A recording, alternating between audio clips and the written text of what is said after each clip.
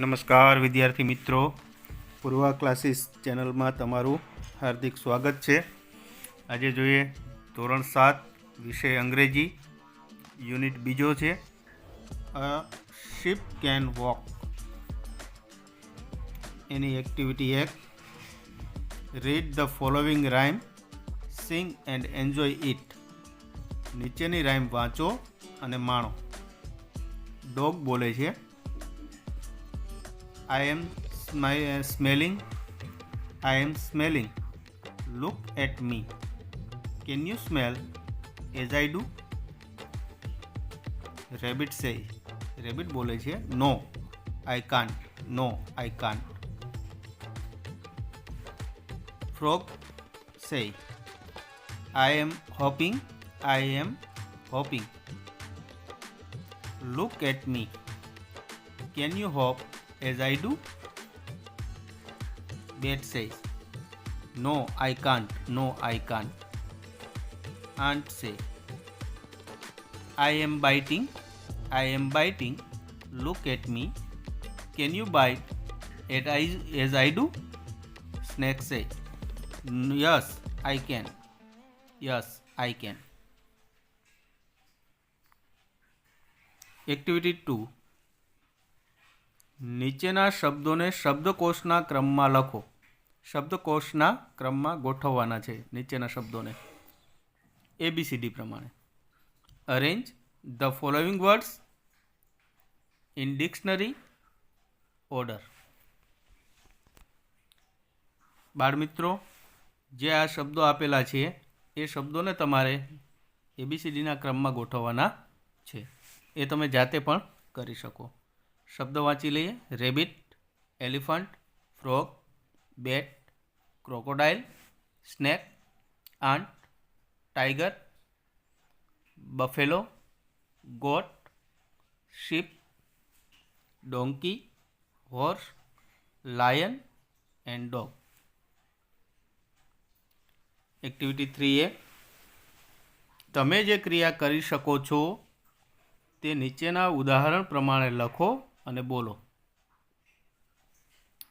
What can you do? Follow the example, write it and speak it properly. તમે જે ક્રિયા કરી શકતા હોય એ તમારે લખવાનું છે. ઉદાહરણ તરીકે એક આપેલું છે, ડ્રાઈવ અ કાર. તો can you drive a car? કેનનો અર્થ કરી શકવું થાય, અને જ્યારે કેનનો યુઝ થાય છે ત્યારે મૂળ ક્રિયાપદ વપરાય. હકાર નકાર પ્રશ્ન બનાવ્યો છે. Can you drive a car? તમે કાર ચલાવી શકો? Can you drive a car? Yes, I can drive a car. હા, હું કાર ચલાવી શકું. એ જ રીતના હકાર નકાર પ્રશ્ન બનાવેલા છે બધાના કેનથી. Can you cook my food? Can you play cricket? Do exercise ઉપરથી પ્રશ્ન બનાવેલા છે. Can you do exercise? Can you climb a mountain? Can you speak English? Can you help my friends? Can you jump very high? Can you understand Hindi? Can you run very fast? Can you play cricket? એટલે can એટલે કરી શકવું, અને એના હકાર નકાર પ્રશ્નો બનાવેલા છે અને સામે એનો જવાબ આપેલો છે યસ અથવા નોમાં. Activity 3B. ઉદાહરણના પ્રશ્નો વાંચો. તમારા વિસ્તારના લોકોને પૂછવા માટે આવા બીજા પ્રશ્નો બનાવો. આપણે કેનના જ પ્રશ્નો બનાવવાના છે. જ્યારે કેનનો આપણે હકાર નકાર પ્રશ્ન બનાવીએ ત્યારે પણ મૂળ ક્રિયાપદ જ વપરાય છે, કેન, અને મૂળ ક્રિયાપદ રાઇટ. એટલે can you write English? Can you sing a song? Can you play cricket? Can you run very fast? Can you read Hindi? Can you get up at 5 o'clock in the morning? Can you drive a bus? Can you eat 10 laddu? Can you draw a picture? Can you fly kite? Okay. Activity 4 જોઈએ. નીચેનો સંવાદ વાંચો. આપેલી ક્રિયાઓનો ઉપયોગ કરી જાતે સંવાદ બનાવો. તમારે એક ડાયલોગ બનાવવાનો છે. એક સંવાદ આપેલો છે, એનો અભ્યાસ કરી લેવાનો, વાંચી લેવાનો, પછી એના જેવા જ બીજા ડાયલોગ બનાવવાના. અને એના માટેના પણ વાક્યો ક્રિયાપદોના આપેલા છે. Mahesh say, Ramesh, can you break a brick? No, I can't. Nayan says, Manan, can you eat 10 rotis? તો Mahesh says, yes, I can.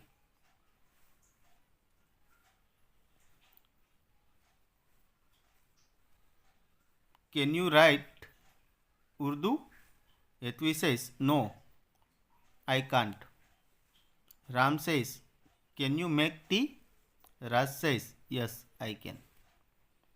Pratik says, Haresh, can you travel for a month? Haresh says, no, I can't. Ajay, Milan, can you play in the sky? Milan says, no, I can't. Okay. Activity 5 જોઈએ હવે. વિભાગ એની અંદર પ્રાણીઓના નામ છે. વિભાગ બીની અંદર એની ક્ષમતા છે. દરેક પ્રાણીની અંદર જે કાંઈ એબિલિટી હોય છે તે છે. હવે આપણે જોડકા જોડવાના છે. વિભાગ એને વિભાગ બી સાથે જોડવાના છે. કેમલ છે તો એફ જુઓ. Can run fast in the desert. Camel છે એ રણની અંદર ઝડપથી દોડી શકે છે. બરાબર. એટલે camel can run fast in the desert. એટલે એફ. ઓવલ છે can see in the darkness. અંધારામાં તે જોઈ શકે છે. Giraffe has 21 inch long tongue. તેને 21 ઇંચની લાંબી જીભ છે. જીરાફ. વેલ. વેલ માછલી. Is the largest fish. એ સૌથી મોટી માછલી છે. Dolphin. A very clever fish. Dog. Can smell best of all the animals. Elephant. A very large animal on the land. ધરતી પરનું સૌથી લાર્જ એનિમલ છે. ખૂબ મોટું પ્રાણી છે. Weaver bird. જી. Can weave a very beautiful nest. તે સૌથી સુંદર માળો, ખૂબ સુંદર માળો બાંધી શકે છે. સ્નેક. ડી. Crawls on the land. ant. Can lift 50 times its own weight. પોતાના વજન કરતાં તે 50 ગણું વજન ઉંચકી શકે છે. એક કીડી. આંટ. ઓકે. નેક્સ્ટ. એક્ટિવિટી 6. નીચેની માહિતી વાંચીને ઉદાહરણ પ્રમાણે વાક્યો રચો. માહિતી વાંચવાની અને એના વિશેના વાક્યો લખવાના. અમિતાભ બચ્ચન છે. સૌથી પહેલાં અહીંયા આપેલું છે વિરાટ કોહલી. એના થોડાક વાક્યો છે અને એના ઉપરથી એના થોડીક માહિતી છે. એ માહિતીના આધારે વાક્યો બનાવેલા છે.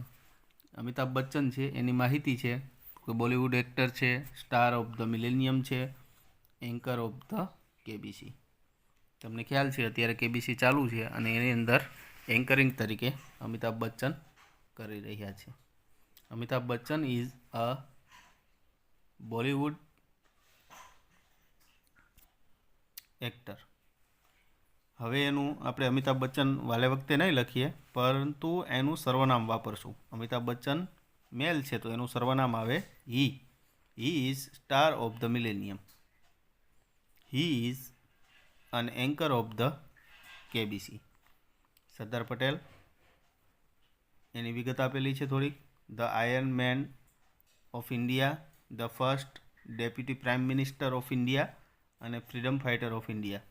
સરદાર Patel is known as the iron man તરીકે ઓળખાય છે, લોખંડી પુરુષ તરીકે ઓળખાય છે. He was the first deputy prime minister in India. He was a freedom fighter of India. સ્વતંત્ર સેનાની, ફ્રીડમ ફાઇટર એટલે. Hima Das, Indian athlete also cold.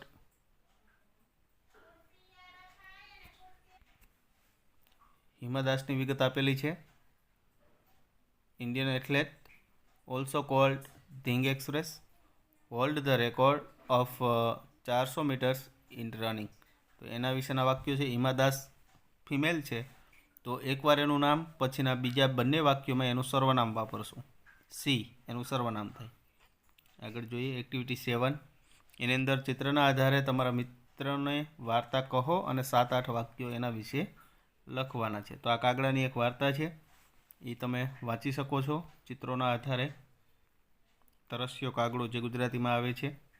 એના પછી એક્ટિવિટી 8 છે.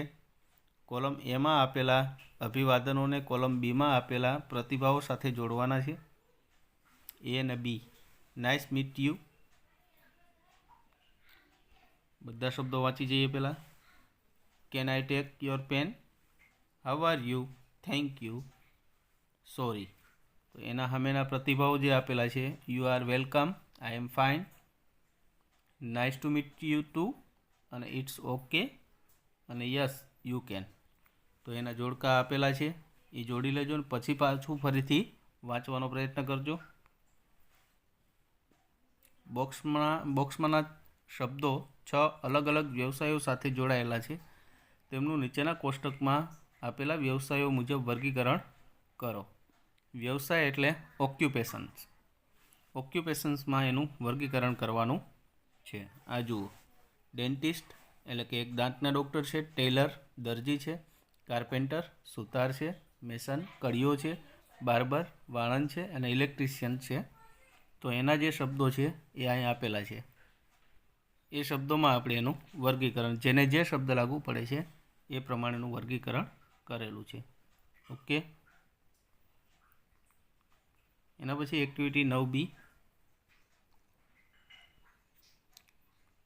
9 એમાં જે આપેલા વ્યવસાયકારોના ચિત્રો અને તેની નીચે તમે લખેલા શબ્દોનો અભ્યાસ કરો. તે શબ્દની મદદથી દરેક વ્યવસાયકારનું 3 વાક્યોમાં વર્ણન કરવાનું છે. અહીં ડેન્ટિસ્ટનું કરેલું છે 3 વાક્યો. ટેલરનું આપણે કરીએ. A tailor works in tailor shop.